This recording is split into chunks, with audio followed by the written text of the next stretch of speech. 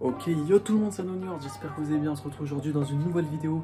Voilà, une nouvelle vidéo où nous allons parler un petit peu, faire le test et le déballage de l'iPhone SE 2020, donc qui est sorti cette année. Alors l'iPhone SE 2020, pour ceux qui connaissent pas, c'est un iPhone qui a la puissance de l'iPhone 11, donc qui a la puce A13, pour 500 € à peu près, pour la moitié du prix d'un iPhone 11, et ressemblant à un iPhone 8. C'est un iPhone 11 dans un corps d'iPhone 8, voilà, c'est tout simple. Alors moi je possède la version 128 Go en couleur noire. Donc on va commencer par le déballer, puis après on va faire le test et je vais vous parler un petit peu en détail de cette petite iPhone. Allez, c'est parti. Alors voilà la boîte d'iPhone, je l'ai ici, je l'ai reçue il n'y a pas longtemps, donc voilà, on va le déballer. Donc je vais vous montrer déjà un petit peu le packaging. Alors devant nous voyons que nous avons la face avant de l'iPhone avec un petit fond d'écran qui est spécial iPhone SE 2020 noir. À gauche et à droite nous allons avoir les marques iPhone et en haut et en bas les pommes d'Apple. À l'arrière, nous avons les petites informations comme cette version, c'est une version 128 Go qui comprend l'iPhone SE, les AirPods, le câble Lightning et le chargeur 5 watts. Et après les petites informations comme l'IMEI, le serial et tout ça, voilà. On va pas s'attarder sur la boîte, on va commencer à le déballer. On va enlever le petit film plastique, le petit sac, quel plaisir. Voilà, j'ai retiré le film plastique, on va commencer à le déballer. Donc 3, 2, 1... Donc en premier, on tombe un petit peu sur la notice avec le bienvenue sur l'iPhone, le guide de l'utilisateur, le pic pour le support nano SIM, la garantie et les petites pommes d'Apple où on peut les coller partout où on veut. Puis après, on a l'iPhone SE 2020, il est trop beau. Donc là, je le prends en main, on va retirer le petit film plastique. Tout le monde est satisfait de retirer ce film plastique. Donc là, j'ai testé un petit peu le petit bouton capacitif, qui oui, il fonctionne avec le système taptique, le vibreur. Donc voilà, je vais le laisser s'allumer tranquillement. Et pendant ce temps, nous allons voir les accessoires. Alors en premier, nous avons un chargeur qui est aussi rapide que Internet Explorer. Ensuite, nous avons les AirPods avec l'embout Lightning parce que sur l'iPhone SE 2020, comme depuis quelques années, il n'y a plus de prise jack sur les iPhones. Et on a le câble Lightning officiel d'Apple. Donc ce chargeur qui s'abîme un petit peu rapidement, mais on va faire. J'espère qu'ils ont renforcé la qualité depuis un certain moment. Donc l'iPhone s'est allumé, on va commencer à le configurer. Et bien sûr, là c'est Anonymoire du montage et je suis dégoûté que la configuration n'a pas été filmée, ça fait plaisir. Donc c'est pas grave, je vais commencer à vous parler de l'iPhone en lui-même. De toute façon, si vous savez pas comment configurer votre iPhone, vous serez guidé ou vous regardez une vidéo sur internet. De toute façon, je pense qu'il y a mieux que moi. Pour ceux qui connaissent pas l'histoire de l'iPhone SE, je vais vous l'expliquer. En gros, Apple en 2016 ont sorti le premier iPhone SE, d'où le but était de faire un iPhone dernier cri à bas prix en le mettant dans un ancien châssis et en retirant quelques nouveautés. Le premier iPhone SE était donc un iPhone 6S dans le corps d'un iPhone 5S. En effet, il avait une puce A9, d'où l'iPhone 5S avait une puce A7. Et de ce que j'ai entendu, ça marchait bien. Donc Apple ont voulu retenter le coup en faisant un iPhone SE 2020 ou SE2, en mettant les composants de l'iPhone 11 Pro dans un iPhone 8. Et je pense que ça va bien marcher, hein. Je pense qu'il y aura un futur prometteur pour cet iPhone SE 2020. Parce que franchement, pour un iPhone 11 Pro dans un corps d'iPhone 8 à 500 €, c'est magnifique quoi. Parce que niveau interface, l'iPhone il est fluide de fou. On peut faire tourner je sais pas combien d'applications en même temps et elles vont pas se fermer comme sur Android à un certain moment. Et même les applications, elles sont vachement plus optimisées sur iOS que sur Android. Comme sur Snapchat, on peut avoir le meilleur téléphone, mais la qualité photo, elle est pas terrible. Et en plus, après 2-3 ans, ça va commencer à ramer sur Snap. Ou même parfois après 1 an, sur les moyens de gamme.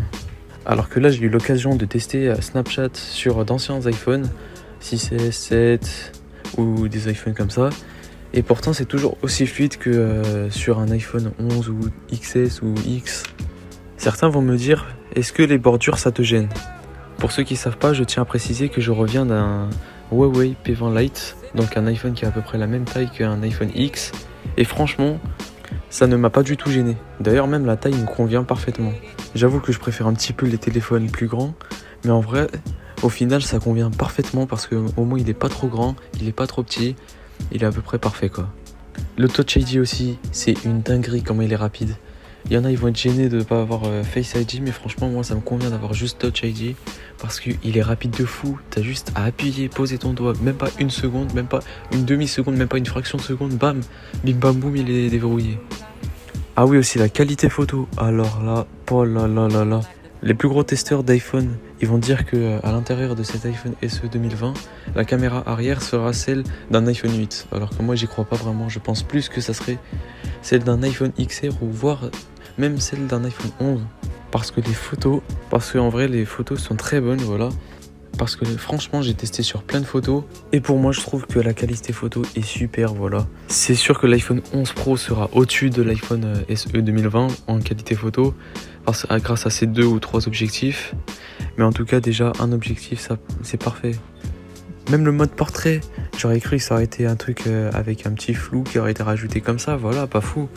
Alors qu'en fait, avec le A13 Bionic, ça fait un truc de fou, le truc logiciel. Et les rendus des portraits sont magnifiques en vrai. Et même les vidéos, la stabilisation optique, c'est une dinguerie.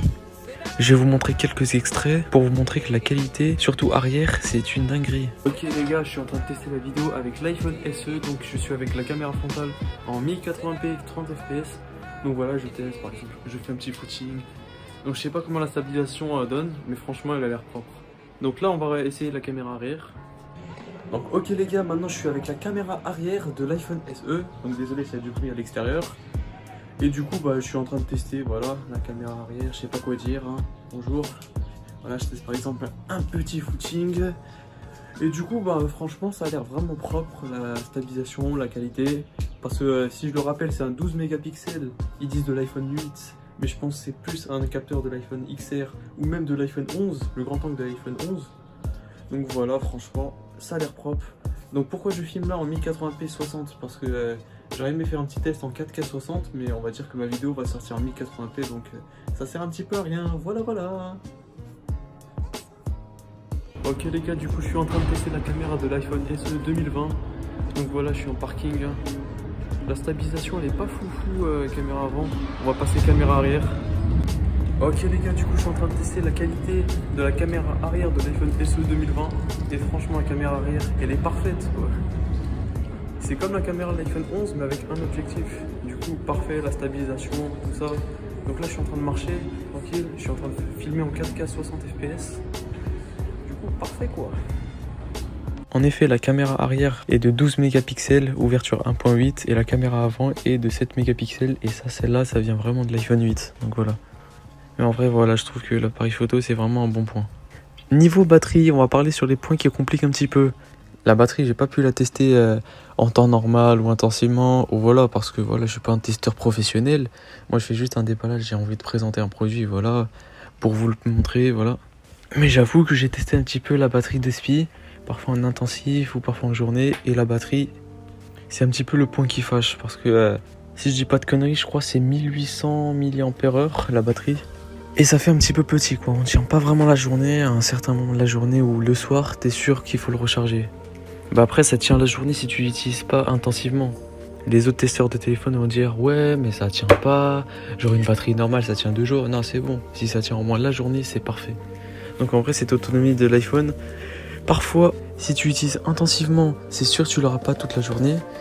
Mais après, si tu l'utilises modérément normal, ça va tenir la journée largement. Donc voilà. Le design de l'iPhone SE 2020. Certains ne vont pas l'aimer parce qu'il ressemble beaucoup à celui de l'iPhone 8. Mais franchement, personnellement, qui n'a jamais eu d'iPhone de cette gamme, je trouve qu'il est magnifique avec son verre à l'avant et à l'arrière et son aluminium sur les côtés. C'est quand même qualitatif, on voit qu'il y a vraiment le soin d'Apple. Surtout la pomme qui est à l'arrière au milieu, c'est ça qui démarque un petit peu l'iPhone SE 2020 de l'iPhone 8. Donc voilà les gars, c'est la fin de la vidéo du coup du test de l'iPhone SE 2020. Donc si j'ai la boîte c'est parce que je filme avec l'iPhone SE 2020 directement. Ça va devenir ma caméra principale tellement que la qualité est belle. Et dites-moi si vous voulez que je fasse des facecam comme ça dans un environnement avec la caméra posée au lieu de l'avoir directement comme ça. Voilà, j'aimerais savoir votre avis, vous me le dites dans les commentaires, comme ça. Voilà, on est bénef quoi. Donc je suis désolé si j'ai pas vraiment fait un test approfondi sur l'iPhone. C'est tout simplement que je suis pas un professionnel. Si vous voulez voir, allez voir des vidéos d'autres youtubeurs. Voilà, j'ai fait de mon mieux pour expliquer, donc pas besoin de me tacler en commentaire, hein, je le sais. Donc, il y aura d'autres vidéos aussi qui vont sortir sur l'iPhone SE 2020, donc restez branchés. Je vais faire une vidéo du test de l'iPhone SE 2020 un mois après pour donner mon avis, et je vais faire un What's Up My Phone. C'est un concept qui me fait kiffer depuis longtemps. Et même si ça date de 2017, j'ai envie de le faire dans ma chaîne. De toute façon, c'est ma chaîne. Je fais ce que je veux, mais partez pas quand même. Parce que voilà. Donc voilà, n'hésitez pas à liker la vidéo, commenter la vidéo, à la partager si elle vous a plu et à surtout vous abonner à la chaîne. Comme ça montrerait que vous aimez les vidéos tout simplement. Ça m'encouragerait vraiment. En gros, tous 700 abonnés, hein, moi je dis. Et peut-être à 1000 abonnés, vu que j'ai perdu beaucoup d'abonnés. Si vous vous en rappelez, j'avais 1100 abonnés. Bref, on va pas continuer à blablater. Je vous dis au revoir à la prochaine. Tchuss!